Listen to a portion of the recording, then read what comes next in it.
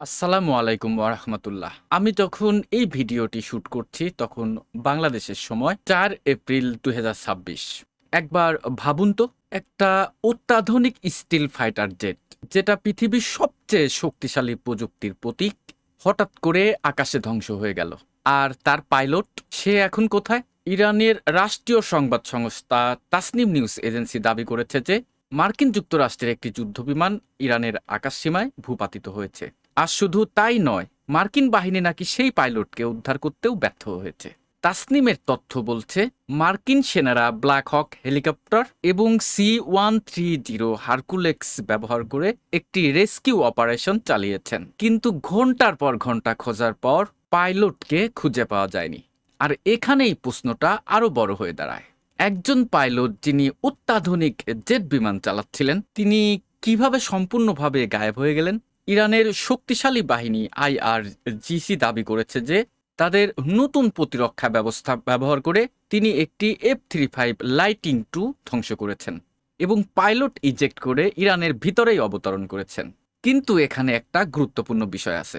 এই পুরো তথ্যটি এসেছে শুধুমাত্র ইরানের সংবাদ সংস্থা থেকে, অর্থাৎ এখানে থাকতে পারে প্রচার, প্রোপাগান্ডা এবং অসত্য তথ্য। কারণ এখন পর্যন্ত মার্কিন যুক্তরাষ্ট্রের পক্ষ থেকে এই ধরনের কোনো আনুষ্ঠানিক বিবৃতি পাওয়া যায়নি। আর সবচেয়ে বিতর্কিত দাবি, তাসনিম বলছে মার্কিন যুক্তরাষ্ট্র নাকি তাদের ইমেজ বাঁচাতে অন্য কাউকে পাইলট সাজিয়ে উপস্থাপন করতে পারে। এটা যদি সত্য হয়, তাহলে এটি একটি শুধুমাত্র সাময়িক ব্যর্থতা নয়, বরং একটি কূটনৈতিক সংকেত। তাহলে আসলে কি ঘটেছে? সত্যি কি F-35 ধ্বংস হয়েছে, নাকি এটি শুধু তথ্যযুদ্ধের অংশ? এই প্রশ্নগুলোর উত্তরই নির্ধারণ করবে মধ্যপ্রাচ্যের পরবর্তী সংঘাত কোন দিকে যাবে। আপনি কি জানেন, মধ্যপ্রাচ্য এখন এমন এক পরিস্থিতিতে যা শুধু এখন আর দুই দেশের মধ্যেই সীমাবদ্ধ নেই। ইসরায়েল এবং ইরান, দুই শক্তিধর রাষ্ট্রের মধ্যে সংঘাত শুরু হওয়ার পরে এটি পুরো মধ্যপ্রাচ্য জুড়ে ছড়িয়ে পড়েছে। এবং বিবিসি এর প্রতিবেদনের বরাতে আমরা জানব সাধারণ মানুষের জীবন কতটা বিপন্ন। ৪ এপ্রিল 2026 বিবিসি তাদের এক রিপোর্টে প্রকাশ করেছে যে ইসরায়েল ইরানের রাজধানী তেহরান সহ বিভিন্ন গুরুত্বপূর্ণ স্থানে ব্রড ওয়েভ অব স্ট্রাইক চালিয়েছেন। লক্ষ্য ছিল সাময়িক সদর দপ্তর এবং প্রতিরক্ষা অবকাঠামো। এটা শুধু সাময়িক অভিযান নয়, এটি এমন একটি সংকেত যা পুরো মধ্যপ্রাচ্যকে আতঙ্কে ফেলে দিচ্ছে। তাসনিম নিউজ এজেন্সির বরাতেও বলা হয়েছে, মার্কিন যুক্তরাষ্ট্রেও ইরানে বিমান হামলা চালিয়েছে, যার প্রভাব যুদ্ধের সীমা ছাড়িয়ে সাধারণ মানুষের উপর পর্যন্ত গড়িয়েছে। দর্শক, বিবিসির প্রতিবেদনে দেখলাম একজন সাধারণ নাগরিক সাক্ষাৎকার দিচ্ছেন। তিনি বলছেন, প্রতিদিন পরিস্থিতি আরও খারাপ হচ্ছে। সাধারণ মানুষ আতঙ্কে। শহরগুলোতে বিদ্যুৎ, পানি এবং নিরাপত্তা সংক্রান্ত জটিলতা দিন দিন আরও বাড়ছে। হাজারেরও বেশি মানুষ ইতিমধ্যে নিহত, এবং যার অনেকেই বেসাময়িক। যুদ্ধের চিত্র শুধু যুদ্ধক্ষেত্রেই সীমাবদ্ধ নেই, এটা এখন মানবিক সংকটে পরিণত হয়েছে। বিবিসি আরও উল্লেখ করেছে, লেবাননেও ইসরায়েল হামলা চালাচ্ছে, আর ইরান পাল্টা আক্রমণ করছে সৌদি আরব এবং কুয়েত সহ বিভিন্ন স্থানে।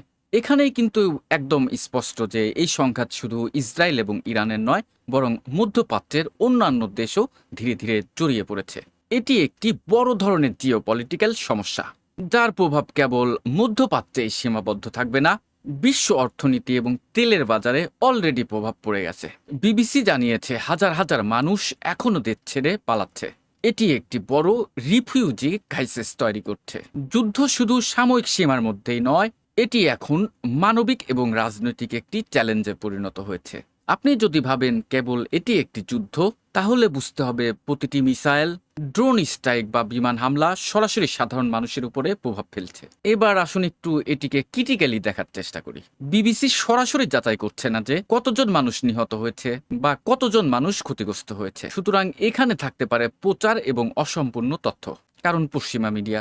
তবে একটি বিষয় কিন্তু একদম নিশ্চিত, যুদ্ধের মাত্রা প্রতিদিন বৃদ্ধি পাচ্ছে, আর সাধারণ মানুষ সবচেয়ে বড় ভুক্তভোগী। এখন প্রশ্ন হলো, এই সংঘাত কখন থেমে যাবে এবং কত দূর পর্যন্ত ছড়িয়ে যাবে, এবং বিশ্বের শক্তিশালী দেশগুলো কিভাবে এর জন্য একটি সুন্দর পদক্ষেপ নেবে? বিবিসি এর প্রতিবেদনের বরাত বিশ্লেষণ করে আমরা যা দেখতে পাচ্ছি, এটি এখন আর দ্বিপাক্ষিক যুদ্ধ নয়, এটি একটি রিজনাল এবং মানবিক সংকট। আগামী কয়েকদিনের মধ্যে হয়তো আমরা আরো বড় ধরনের রাজনৈতিক এবং সাময়িক বিভিন্ন পদক্ষেপ দেখতে পাবো। তাহলে পরিস্থিতি কি আরো ভয়ঙ্কর হবে? আমাকে আপনাকে এটাই দেখতে হবে। দেখা হচ্ছে খুব শীঘ্রই আরো সুন্দর একটি ভিডিওতে। সে পর্যন্ত ভালো থাকবেন। আল্লাহ হাফেজ।